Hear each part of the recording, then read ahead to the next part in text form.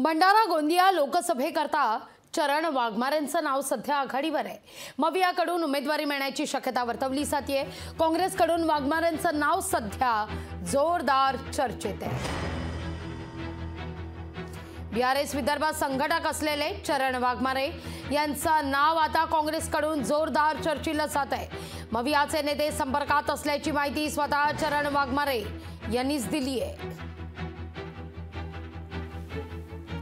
काही पदाधिकारी होते, त्यांनी माझ्यासमोर हा विषय ठेवला होता की चरण भाऊ, तुम्ही लोकसभा लढणार असाल तर आम्ही तुमचं नाव आमच्या पक्षामध्ये चालवतो। मी त्यांना हेच सांगितलं की सध्या मी बीआरएस मध्येच आहे। बीआरएसनी महाराष्ट्रातलं काम थांबवल्यामुळे मी आता मोकळा झालो आहे। समजा पक्ष पूर्ण तयारीनिशी मला मदत करणार असेल तर मी वेळेवर निर्णय माझ्या समर्थकाशी चर्चा करून घेऊ शकतो। अशा प्रकारची चर्चा झाली आणि मोठ्या प्रमाणात मला लोकांचे फोन आले, प्रतिसाद मिळाला, मीडियावर बातम्या चालल्या। त्यामुळे जर पक्षाने तशी संधी दिली तर विचार करेल। लोकशाही मराठी ऐका, पहा, जागरूक रहा।